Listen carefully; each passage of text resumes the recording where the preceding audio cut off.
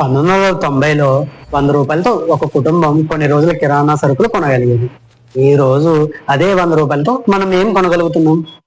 ఒక టీ, కొద్దిగా స్నాక్స్ అంతే. అయితే డబ్బు విలువ ఎందుకు తగ్గింది? మీ డబ్బును నెమ్మదిగా దొంగిలిస్తున్న ఒక శత్రువు ఉంది. దాని పేరే ఇన్ఫ్లేషన్. ఈరోజు ఇన్ఫ్లేషన్ అంటే ఏమిటి, అది మన జీవితాన్ని ఎలా ప్రభావితం చేస్తుంది, దాని నుండి ఎలా రక్షించుకోవాలో తెలుసుకుందాం. అసలు ఇన్ఫ్లేషన్ అంటే ఏమిటి? సింపుల్ గా చెప్పుకోవాలంటే కాలక్రమేణా వస్తువులు మరియు సేవల ధరలు పెరగడాన్ని ఇన్ఫ్లేషన్ అంటారు. అంటే ఈ రోజు రూ. 100తో కొనగలిగేది భవిష్యత్తులో అదే రూ. 100తో కొనలేకపోవచ్చు. దీన్నే పర్చేసింగ్ పవర్ తగ్గటం అంటారు. కొన్ని ఉదాహరణలతో చూద్దాము. 1990లో ఒక కప్పు టీ ధర రూ. 2 నుంచి రూ. 3 మధ్యలో ఉండేది.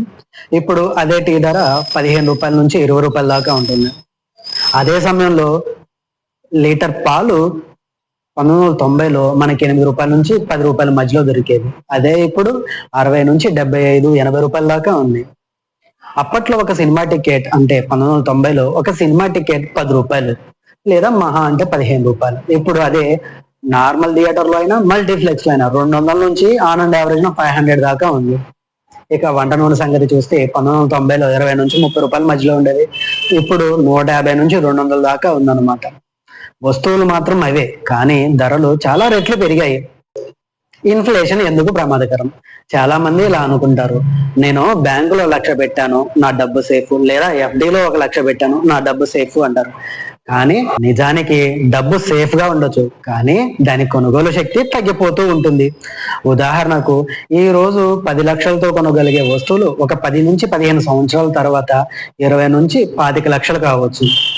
అంటే మీరు డబ్బు సేవ్ చేసిన ఇన్ఫ్లేషన్ వల్ల దాని విలువ తగ్గిపోతుంది. సేవింగ్స్ అకౌంట్ సరిపోతుందా లేదా ఎఫ్డిలో ఇన్వెస్ట్మెంట్ చేస్తే సరిపోతుందా అంటే సాధారణంగా సేవింగ్స్ అకౌంట్ లో 2 to 4% రిటర్న్ వస్తుంది. ఈ ఎఫ్డిలో అయితే 7% వస్తుంది. కానీ ఇన్ఫ్లేషన్ అనేది ఆన్ అండ్ యావరేజ్ 6 to 7% ఉంటుంది. అంటే మీ మనీ గ్రోత్ కంటే ఇన్ఫ్లేషన్ వేగంగా పెరుగుతుంది.